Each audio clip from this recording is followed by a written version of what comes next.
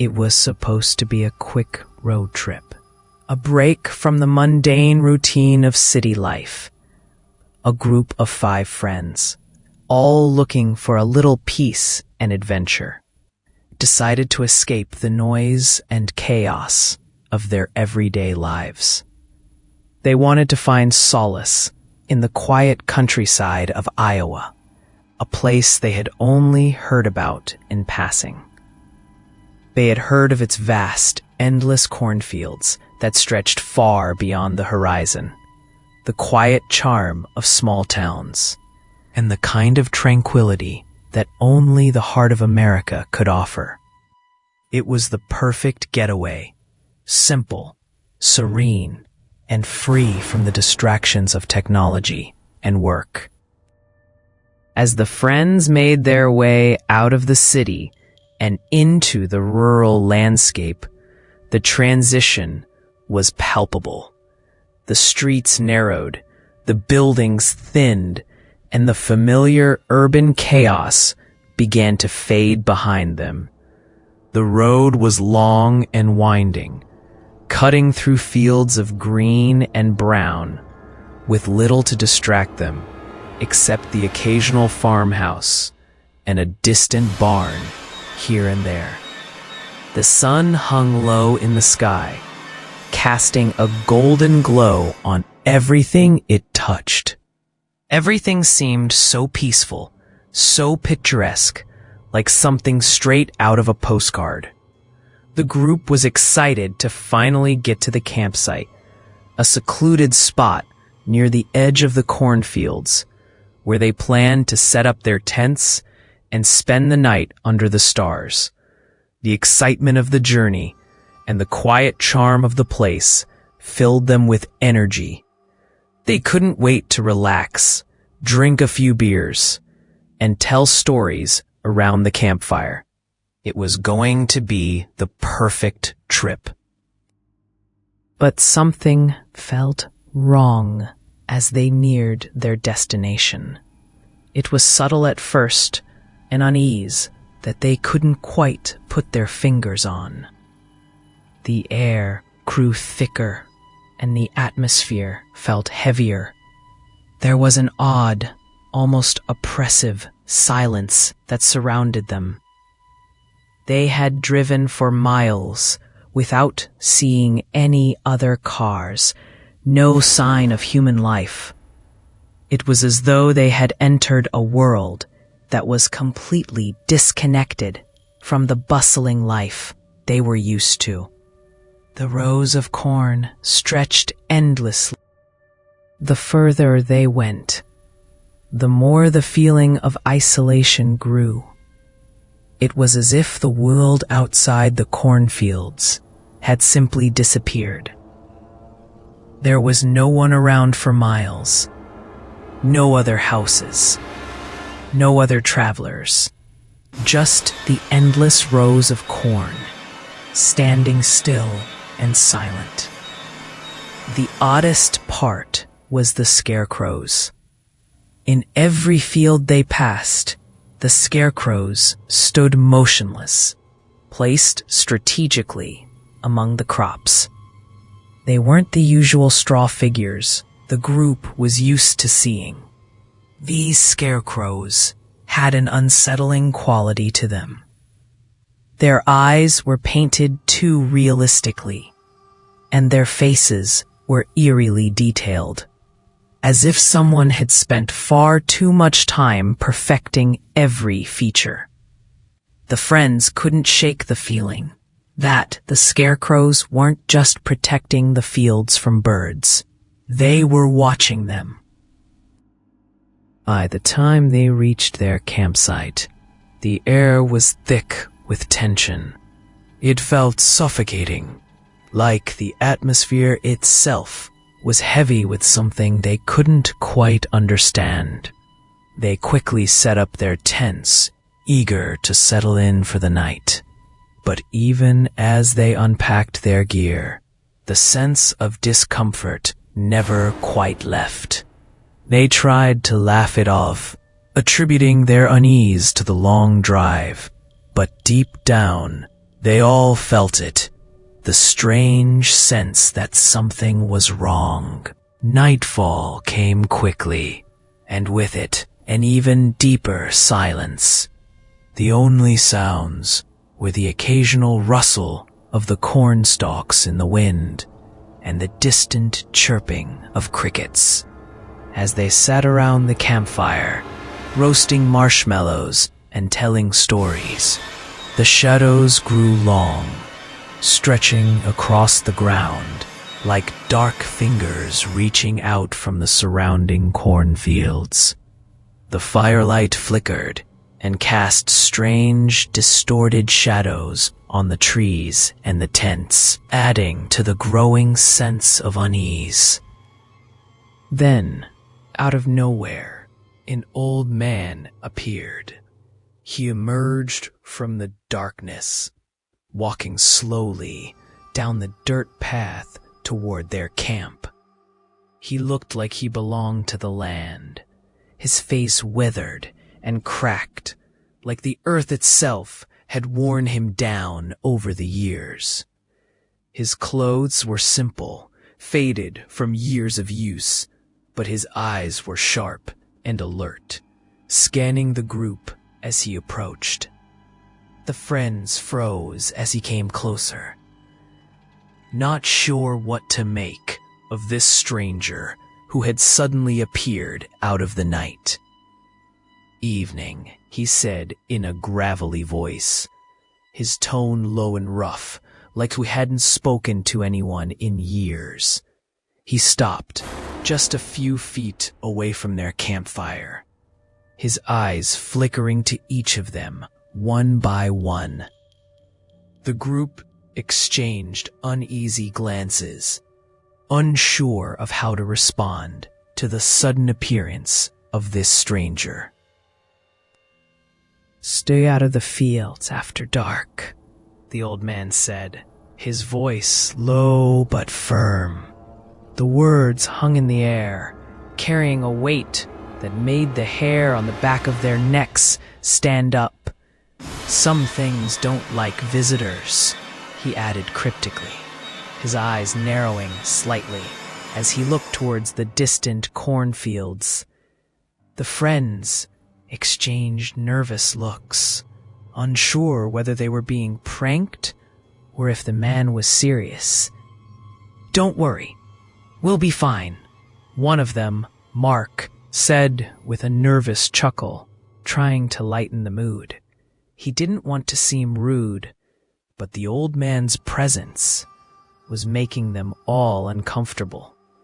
They had come here to escape, not to be haunted by local superstitions. The old man didn't smile, nor did he say anything else. He just turned slowly, his gaze lingering on the cornfields once more, before he began walking back into the dark. As he disappeared into the night, the group was left in an uncomfortable silence. His words lingered in the air, and no one was quite sure what to make of them. Probably just a local who's seen too many horror movies, Sarah said with a half-laugh, but the unease didn't completely leave them. They tried to go back to their conversation, to push the thought of the old man from their minds, but something about the night had changed. The air felt heavier now, and the darkness seemed thicker. It was as if the night itself was holding its breath, waiting for something to happen. The friends continued with their night, but their laughter was more forced now, their glances quick and wary. They couldn't shake the feeling that the land around them was watching, listening. The wind, once soft and gentle, now carried a strange sound, like whispers from far away, whispers that seemed to come from the very heart of the cornfields. They tried to ignore it, to tell themselves that it was just their imagination playing tricks on them. But deep down, each of them knew that they had just crossed a a line that they shouldn't have crossed. They had stepped into something ancient, something that had been watching and waiting long before they ever arrived. Little did they know, they had just entered the nightmare. The morning after the old man's warning was one of those strange, unnerving mornings that seemed to stretch on forever. The sun rose slowly, its pale light filtering through the thick clouds that had gathered overnight, casting an eerie glow over the cornfields that seemed to stretch endlessly in every direction. The air felt heavy, thicker than usual, as though the land itself was holding its breath, waiting for something to happen. It wasn't just the chill in the air or the stillness that had settled in the camp. It was a feeling, a presence, something they couldn't quite explain. A group had started to stir from their tents, their minds still heavy with the strange encounter the night before.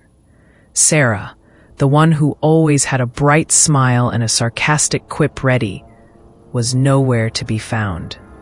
At first, they thought she was just sleeping in, or had gone off to explore the fields again. But as time passed, a sense of unease began to creep in. They called her name, but there was no response. The land was silent, save for the occasional rustle of the corn in the wind. Maybe she just went for a walk, Mark suggested, trying to dismiss the gnawing feeling in his stomach. But the longer they looked, the more convinced they became that something was wrong. Sarah would never have wandered off like this without telling anyone where she was going. They checked her things. Her backpack was still there. Her phone was charging beside her tent. And her jacket was hanging on the nearby tree where she had left it last night. It didn't make sense. She had simply disappeared. Panic set in slowly. A cold, creeping dread that grew with every minute that passed. They spread out across the campsite, calling her name and looking through the cornfields that surrounded them. They searched for hours, combing through the stalks of corn that stood like silent sentinels around them. The fields were massive, seemingly endless, and the more they searched, the more they felt like they were sinking into the earth. The sense of isolation was unbearable, the distance from civilization feeling more like a prison with each passing moment. No sign of Sarah, no footprints, no sounds of movement. Where the hell could she have gone?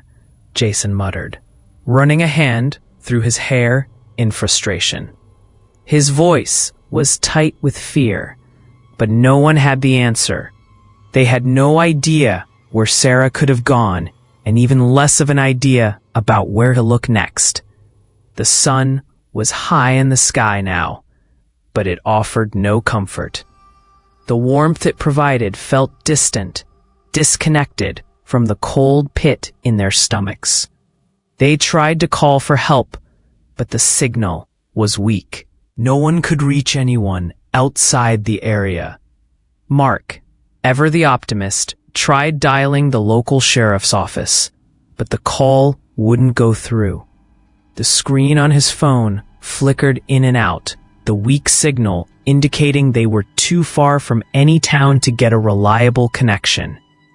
The realization hit them hard. They were stranded, alone, completely cut off from the outside world. The minutes dragged on, and as the sun began to dip lower in the sky, the sense of desperation turned into something darker. The group was lost, not just in the cornfields, but in their own minds. How had they gotten here? How had things gone so wrong so quickly? They hadn't even realized how far they had gone into the heart of the fields, how deep into something they didn't understand. The shadows grew longer as the light began to fade. The air turned cold, and the distant rustling of the cornfields became more pronounced, almost rhythmic. But there was something different. At first, it was faint, just a low murmur carried by the breeze. Then it grew, like voices echoing through the trees, calling out in words they couldn't understand. It was as if the land itself was speaking, and those voices were coming from deep within the fields. There was no wind strong enough to carry a sound like that, and yet it was unmistakable. "Did you hear that?" Sarah asked, her voice barely a whisper. Everyone froze, straining their ears to listen. The whispers were faint, but they were definitely there, growing louder by the second. It wasn't just one voice. It was a chorus, all talking at once, rising and falling in an unsettling rhythm. The whispers seemed to be coming from every direction. No matter where they looked, no matter how far they walked, the voices never seemed to stop. They turned in circles, trying to find the source, but the longer they listened, the more disorienting it became. "I don't like this," Jason said, his voice shaky as he backed away from the edge of the cornfield. "This is messed up." The group huddled together around the campfire, hoping to find some comfort in the warmth of the flames. But the fire, once a symbol of safety and warmth, now felt weak, flickering against the creeping darkness that was quickly swallowing up the camp. The whispers continued, and the feeling that they weren't alone grew stronger with every passing minute. It was as if someone, or something, was watching them, just beyond the edge of the light, waiting for the right moment to reveal itself. Time seemed to stretch out, the minutes dragging into hours. They tried to talk about anything else, anything to distract themselves from the growing tension in the air. But their thoughts kept drifting back to Sarah. Where was she? Had she wandered off into the fields and gotten lost? Had she been taken by something? Someone? None of them wanted to entertain the darker possibilities, but they couldn't help it. Sarah had been here 1 minute, laughing and joking with the group, and now she was gone. And the more they thought about it, the more they realized that no one had heard her leave. No one had heard her footsteps crunching in the dirt. No one had seen her walk off into the fields. She had simply vanished. Maybe she's hiding, Mark suggested, trying to remain hopeful, but even he couldn't bring himself to believe it anymore. The thought was comforting, but it didn't make sense. If Sarah had wandered off on her own, she would have left a trail, footprints in the dirt, a piece of clothing, anything. But there was nothing, not a single sign of where she had gone. As the night deepened and the darkness became more complete, they could no longer ignore the whispers or the oppressive silence that followed them wherever they went. They were alone. The world outside the cornfields felt like a distant memory, something they could no longer reach.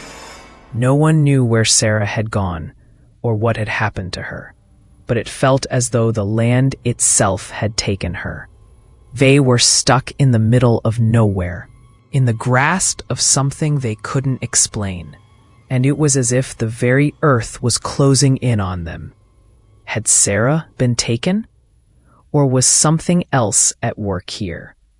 The whispers, the strange sounds, the feeling of being watched, it all pointed to something darker than they could have imagined.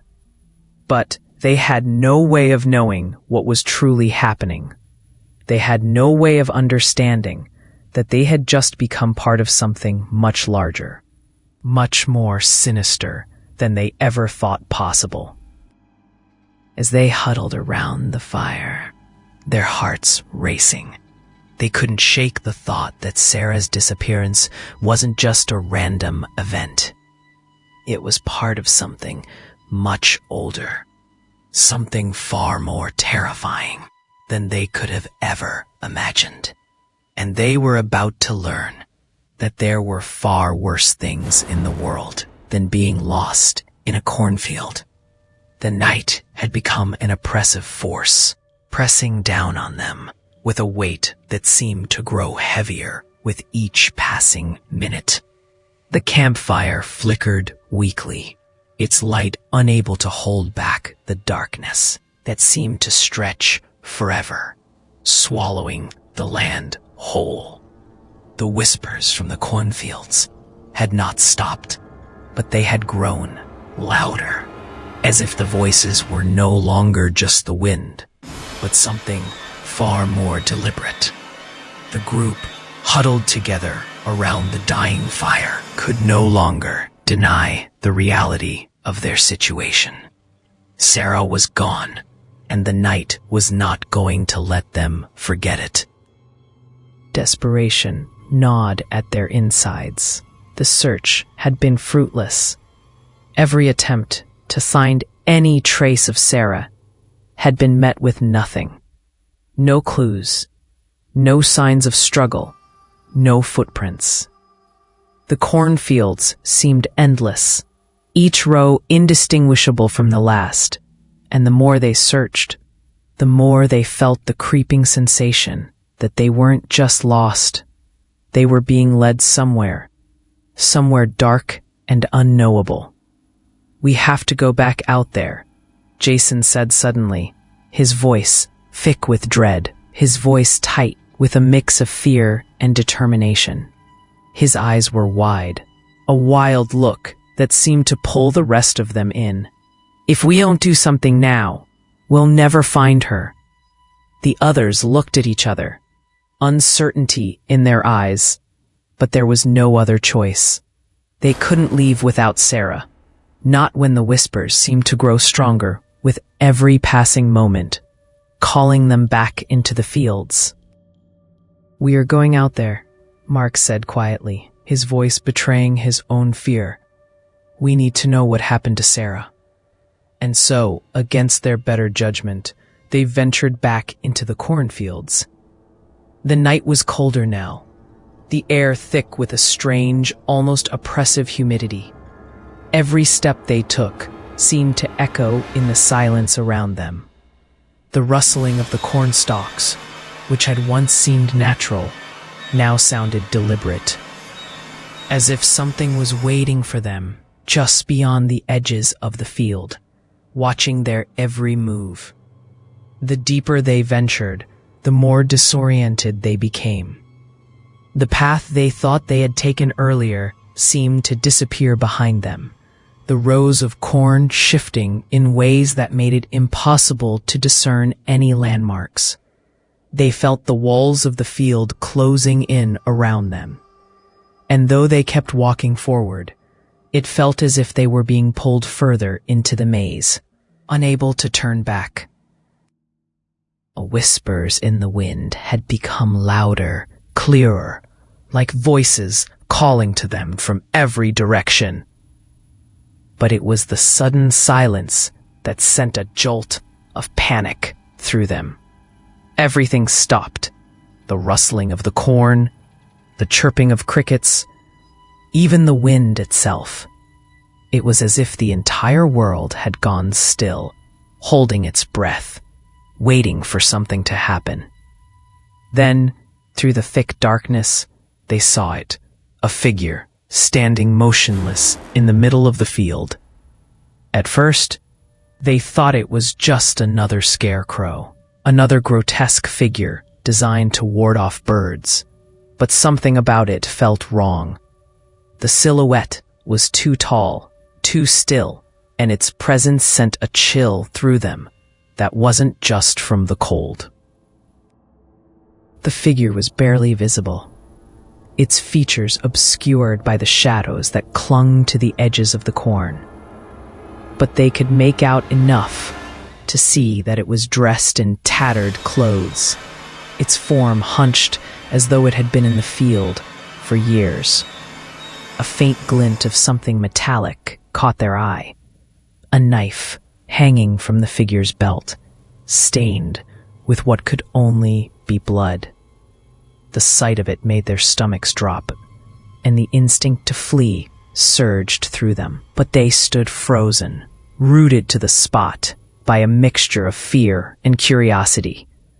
The figure didn't move at first, just stood there, watching them with its face obscured. Then, slowly, it took a step forward. The movement was deliberate, calculated, like a predator closing in on its prey.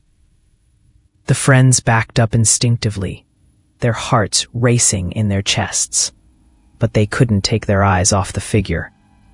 There was something compelling about it, something that drew them in, even as their minds screamed at them to run. Then, more figures emerged from the darkness. At first, they were just shadows. But as they stepped forward, their forms became clearer. More of them, taller, with hollow eyes and wicked grins that stretched far too wide, exposing teeth that were too sharp, too perfect. Their movements were jerky, unnatural, like marionettes being pulled by invisible strings. They wore ragged clothes, their faces painted with dirt and blood, their eyes empty, but full of something that couldn't be named. The sight of them made the friends' blood run cold. The figures surrounded them, silent and still, as if waiting for something. The friends tried to back away, but the corn seemed to close in behind them, trapping them in place. One of the figures stepped forward, its eyes locked on them, and as it spoke, its voice was like a low growl, coming from somewhere deep in the earth itself. "You shouldn't have come here," the figure said. The words were slow, deliberate, as though each syllable carried with it the weight of something ancient, something far beyond their understanding. The voice was hollow, lifeless, and yet it felt like it echoed in their very bones. Panic surged through the group. They turned to run, but it was too late. The figures lunged forward with terrifying speed, faster than they had any right to be, and the friends scattered in different directions, heart pounding, legs trembling. They ran blindly through the corn, the sound of their own breath deafening in their ears. But no matter how fast they ran, they couldn't escape the sense that something was right behind them, watching, waiting for the moment to strike. It wasn't long before one of them was caught. Jason's scream rang out through the night as someone grabbed him from behind, pulling him back into the shadows. His body jerked as he tried to break free, but it was futile. The figure that had seized him was too strong, its grip like iron. The last thing they heard was his desperate cry for help, before the sound of his struggle was swallowed by the dark. The others didn't stop to look back. They kept running, but it didn't matter. One by one, they were caught. Mark was the next to fall, dragged into the endless rows of corn as his cries were muffled by the rustling of the stalks. Sarah, who had been searching for her friend, felt a sharp pain in her chest as she stumbled forward, her breath ragged and her heart racing. She tried to push forward, but the ground beneath her feet seemed to shift, like the very earth was rejecting her. She never made it far. The last thing any of them saw before the darkness took them was the figures standing over them. Their hollow eyes watching, their wicked grins twisting into something monstrous. They whispered to them in a language they couldn't understand, words that were heavy with ancient malice, as if they had been waiting for this moment for a very long time. And then, everything went black. When the friends regained consciousness, they were no longer in the cornfields, but instead, they found themselves bound to a strange altar, its surface cold and unyielding against their backs. The air around them was thick, heavy, as though the very ground they lay on had absorbed the tension and dread of countless generations before them. The altar was made of rough-hewn stone, ancient and worn, covered in dirt and strange, undecipherable symbols etched into its surface. The faint smell of rot and decay hung in the air, as though the earth itself was decaying beneath their feet. They could feel the rough ropes that bound their wrists and ankles digging painfully into their skin, but they could do nothing to escape.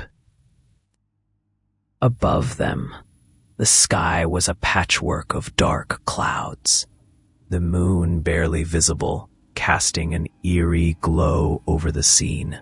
The wind had died down, and the only sound that filled the silence was the low hum of the cults chanting. At first, they didn't understand the words, but the cadence of the language felt wrong, unnatural. It made their blood run cold, as though every syllable uttered carried a weight far too heavy for mortal ears to hear. The figures from the night before, the ones with hollow eyes and twisted grins, were now gathered in a circle around them, moving in sync, their movements eerily deliberate. The friends tried to make sense of their surroundings, but the fear that gripped them made it hard to think. Their minds raced to piece together what had happened. Had they been captured? Had they been brought here for a reason? They had all been running for their lives, but now they found themselves here, trapped, helpless, and surrounded by these strange, hostile figures. The terror they had felt when they first saw the night creepers now paled in comparison to the realization of what they were witnessing. They were no longer in the cornfields they had once wandered through carelessly.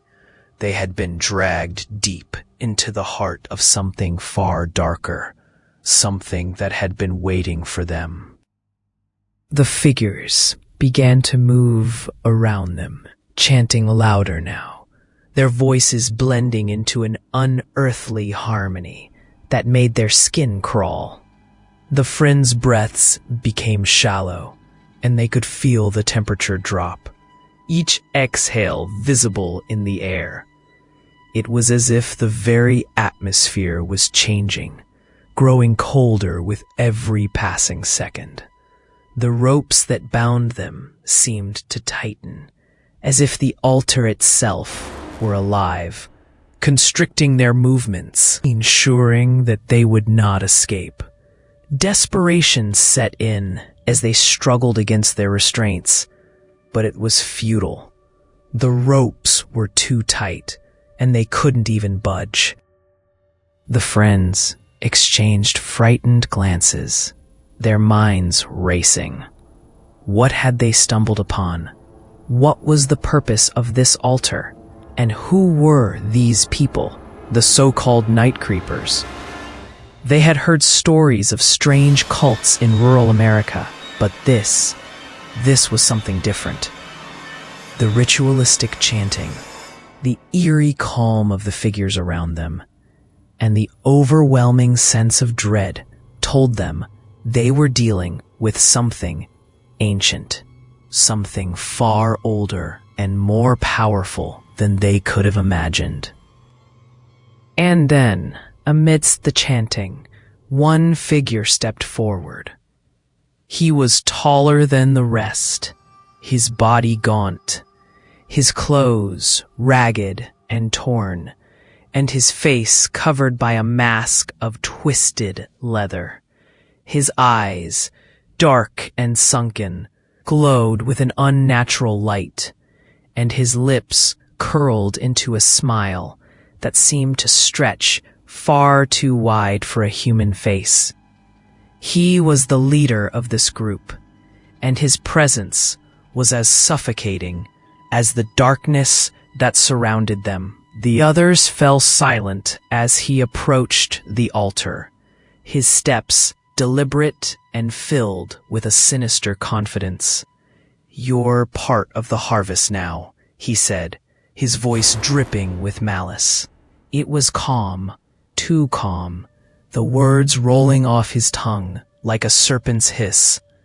"Every year, we offer sacrifices to ensure the land remains fertile. You're just the latest." The words hit them like a punch to the gut, and their hearts sank. Sacrifices?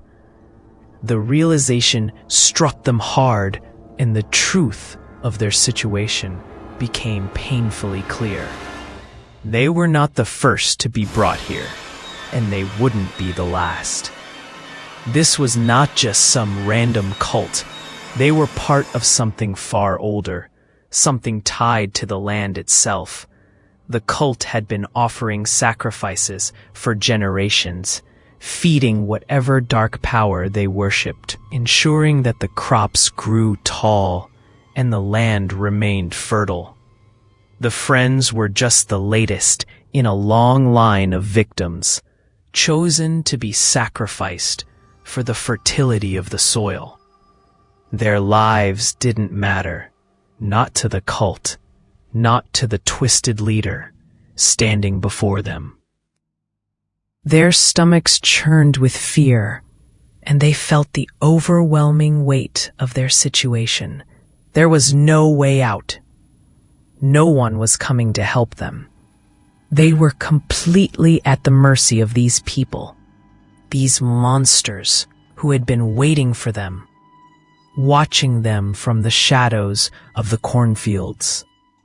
The leader of the cult stepped even closer, his shadow falling over them like a dark cloud. He raised his hands, his bony fingers outstretched, as if reaching for something beyond the mortal world. The chanting grew louder, and the air became thick with an oppressive energy, as though the very fabric of reality was warping around them. The friends could feel the power building, like a storm about to break. It was as though the land itself was coming alive, reacting to the cult's ritual. One by one, the figures around the altar began to move, their bodies jerking in unnatural, rhythmic movements. They were swaying, chanting louder, and the sound was deafening, a cacophony of voices that felt like they were drilling into their skulls. The ground beneath them vibrated and the friends could feel the earth shifting, pulling at their very souls. The energy in the air was suffocating, and they could hardly breathe, let alone think. The power of the ritual was overwhelming, and they knew, deep down, that there was no escape from what was coming next. The leader lowered his arms, and the chanting stopped abruptly. The silence that followed was deafening. He leaned down, his face inches from theirs, and his breath smelled of something old and rancid, like decaying earth. "You should have never come here," he whispered, his voice now a low growl. "This is our land, and the land always demands its price." The friends could feel their hearts racing, and their fear reached a fever pitch. This wasn't just about them anymore. It was about the land, the power that had been worshipped here for generations. They were nothing more than pawns in a ritual that had been performed for centuries, a ritual that sustained the land and the dark forces that controlled it. As the leader stepped back, the figures around the altar moved once more. They gathered in a circle, and the ground beneath them began to shift once again, as though the very earth was coming alive, preparing for the dark ritual that would bind the friends to the land forever. The friends struggled against their ropes, but it was useless. Their efforts only seemed to feed the energy in the air, making it grow stronger, more oppressive. The coldness in the air deepened, and the temperature continued to drop. Their breath came out in visible clouds, their limbs growing stiff with cold. They could feel their bodies trembling, but it wasn't just from the cold. It was from the terror, from the overwhelming sense that they were about to be consumed by something far beyond their understanding. And then, the leader of the cult raised his hand once again, and the ground beneath the altar cracked open, revealing a dark, gaping hole. The air around them grew thick with the smell of earth, of rot, and something else, something far darker. The whispers that had filled the air earlier returned, louder now, echoing from the depths of the earth. The leader turned to face them one last time, his eyes glowing with an unearthly fire. "The harvest has begun," he said, and with that, the darkness swallowed them whole. The air grew heavier with each passing second as the cult members positioned themselves in a tight circle around the altar, their arms raised high, their hands trembling in the cold night air. Their chanting had stopped, but the low hum of their presence still filled the atmosphere, an unearthly vibration that seemed to echo through their very bones. They were calling upon something beyond the realm of the living, something that had been worshipped for generations, and the friends, bound to the altar, could only watch in helpless terror. A leader of the cult, his figure looming over them like a shadow, was the center of it all. His hands trembled as he muttered something beneath his breath, the words unrecognizable, lost in the low hum of the air. His eyes shone with a feverish madness, his twisted smile widening as the ground beneath them began to shake. It was subtle at first, just a tremor that made the earth beneath their feet quiver. But soon, the shaking intensified, and the ground seemed to grow restless, as if something deep below had been disturbed. The cornfields around them rustled violently, the stalks bending and snapping as the earth groaned. with an unnatural sound. A sound like a low growl, deep and resonant, emanating from the very depths of the soil. Friends could feel it in their bones. Something ancient, something alive was awakening. Their hearts raced, and their breath came in shallow gasps, the fear overwhelming them. They were no longer part of the world they had once known. This land, this cursed place, had claimed them. They could feel the pulse of something dark and powerful beneath the surface, something that had been waiting for them, and the realization hit them like a tidal wave. They were about to be part of the harvest, offerings to something far older than any of them could comprehend. The leader's smile widened even further, and he looked down at them with a twisted satisfaction. His voice rang out, barely a whisper, over the growling of the earth. "The God of the harvest is pleased," he said, the words slow and deliberate. His voice had a strange resonance, like it was coming from far away, from somewhere beyond the earth, beyond the sky. "And you, my friends, are the offering." As his words hung in the air, the ground beneath them seemed to shift, the earth groaning as if in pain. The cornfields, once still and silent, now moved as though they had a life of their own. The stalks twisted and bent in unnatural ways, swaying with a rhythm that was almost sentient.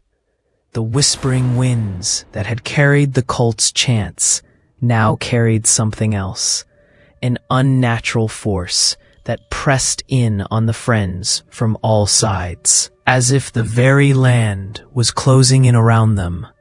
The atmosphere thickened with energy, the air so charged with anticipation that it felt suffocating. Suddenly there was a sharp crack, and the ground trembled violently beneath them. The earth split open, and the dark, foul smell of decay and earth filled the air, choking them as the ground buckled and groaned. The cult members gasped in terror, their faces paling as they took a step back. The leader's eyes went wide, and for the first time, fear flashed across his face. His grip on the ritual seemed to falter as the earth beneath them split wider, the very soil rejecting the sacrifice they had planned. And then, from the depths of the earth, something massive began to emerge. At first, it was just a shadow, a dark form rising from the ground, but it quickly grew, becoming more solid, more real. The cornfields around them parted, like the earth was opening a path for something enormous, something not meant to be seen by mortal eyes. The ground shook violently, and the cornstalk snapped under the weight of the emerging creature. It was unlike anything they had ever seen. A colossal figure, half human and half beast, rose from the earth, its form towering above the altar.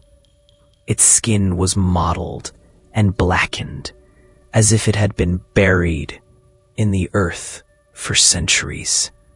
The creature's eyes glowed with an unnatural fire, an eerie red light that seemed to burn through the very air. The leader of the cult, once filled with unholy zeal, now trembled in terror. The other cult members shrieked in horror, scattering in all directions, their faces pale with fear. This was not what they had expected. The god they had summoned was not the one they had worshipped. This was something else, something far more terrifying. The figure loomed over the altar, its presence so overwhelming that it made the very air feel suffocating. Its breathing was low and guttural, vibrating through the ground like the hum of 1,000 thunderstorms. The friends, still bound to the altar, could only stare up at the monstrous creature, their hearts pounding in their chests. The beast's mouth opened, revealing rows of jagged, razor-sharp teeth, and its growl reverberated through the cornfields, echoing into the night. It was a sound that made the very earth tremble beneath them. The night creepers, the cult members who had once stood so confident, now scattered in a frenzy, running for their lives. But it was too late. The earth had claimed them, and the god of the harvest had rejected their offering. The friends could hear the screams of the cult members, their cries for mercy, swallowed by the growls of the beast.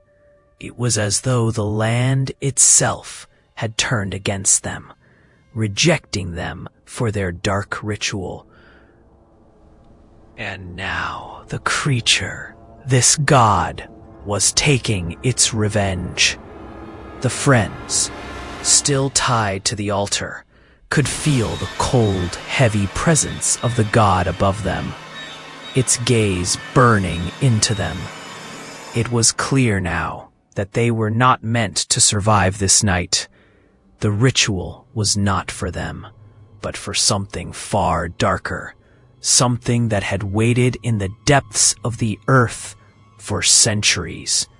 They had been chosen to be part of a greater, unspeakable harvest, to feed the darkness that had festered beneath the soil for far too long. As the monstrous creature loomed over them, its eyes glowing with an unearthly light, the leader of the cult was dragged into the creature's shadow. His body convulsed, and the air was filled with a sickening, wet crunch as the god reached down with its massive clawed hand and crushed him. His screams were short-lived, silenced as his body was consumed by the creature's hunger. The friends' struggles became more frantic as they realized the full extent of the horror surrounding them. They were not just part of some cult's ritual. They were part of the very land, part of the sacrifice that would feed the monstrous god that had risen from the depths. They could feel the air growing colder, their bodies stiffening with the presence of the creature above them. They were powerless. The ropes were too tight. The god was too powerful. There was no escaping the wrath of this ancient force. The god's growl rumbled in the night, a low, vibrating sound that filled their chest with dread. They could feel the earth beneath them shaking, and the cornfields around them seemed to close in even tighter, the stalks bending like walls surrounding them. The god's hunger was insatiable, and the friends knew, in the deepest corners of their souls, that they were about to become the next offering. With one final terrible roar, the creature leaned down, its massive, glowing eyes locking onto theirs, and the ground seemed to give way beneath them. The darkness consumed them, and the last thing they saw before the earth swallowed them whole was the monstrous figure, its fiery eyes gleaming with satisfaction. The harvest had begun, and they were the crop. The screams of the cult members echoed through the cornfields as the god of the harvest devoured them one by one, their bodies crushed and torn apart by the monstrous creature that had emerged from the earth. The night air was thick with the scent of blood. the rustling of the corn, and the sickening growls of the beast as it fed on the very people who had brought it into the world. The friends, bound to the altar, had no idea how they managed to escape, but somehow, amidst the chaos and the carnage, they found a way to break free. The ropes that had held them were torn away in their frantic struggles, their bodies bruised and bloodied, but there was no time to think about the pain. Panic surged through their veins as they stumbled away from the altar, tripping over their own feet as they made their way through the cornfields.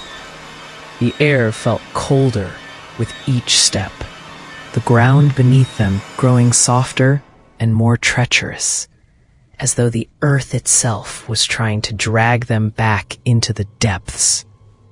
Their legs gave way under them, weak from the terror and exhaustion, but they pushed forward, driven by nothing but the primal instinct to survive.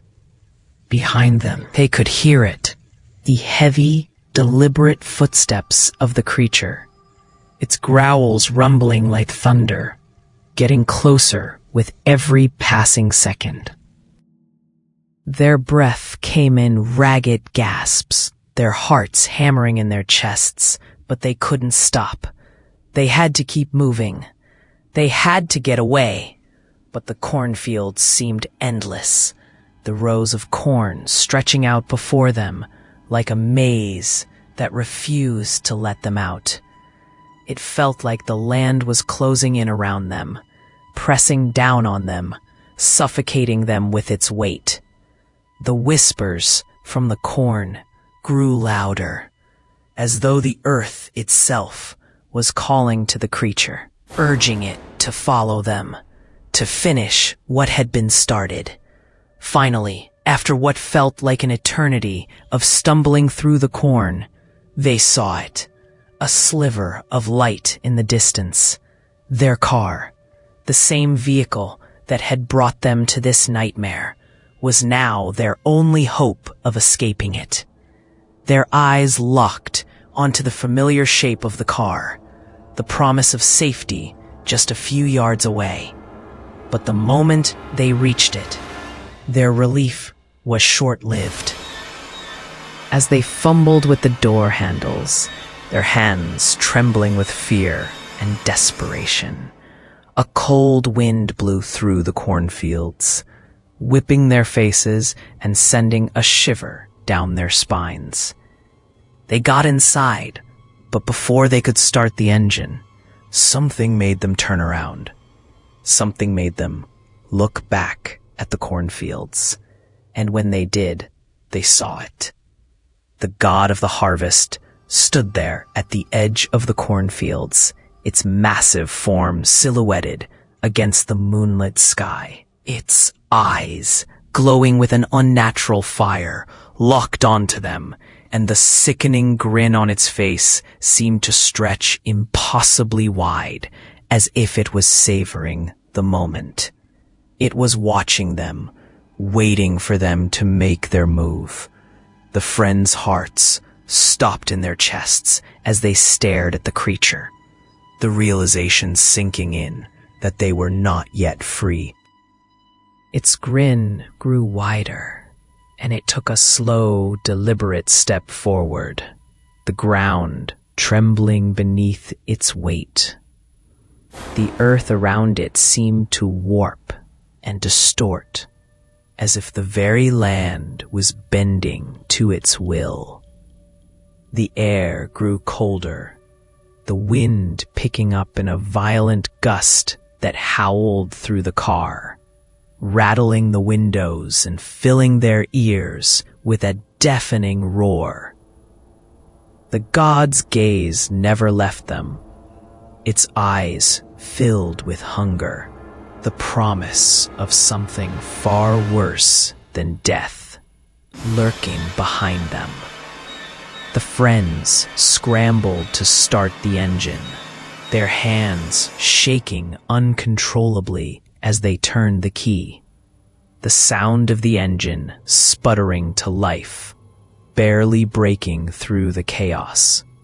They hit the gas pedal, and the car jerked forward, tires screeching as they tore away from the cornfields.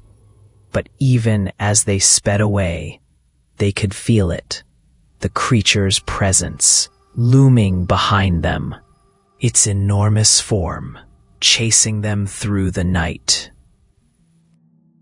They drove blindly, not caring where the road took them, just needing to get away. Their minds were reeling, their hearts pounding with terror as they glanced back over their shoulders. The cornfields stretched on in every direction, the land seeming to go on forever. But no matter how fast they drove, they couldn't shake the feeling that the god of the harvest was still watching them, still pursuing them with an insatiable hunger. As they sped through the empty roads, their eyes wide with fear, the distant sound of the creature's growls filled the air, vibrating through the very earth beneath them. It was as if the land itself was alive, and it was following them, hunting them down. The engine roared, the tires screamed against the asphalt, but they couldn't outrun it. They couldn't outrun the darkness that had claimed the land, that had claimed them. Hours passed. Or maybe it was only minutes. Their perception of time had warped.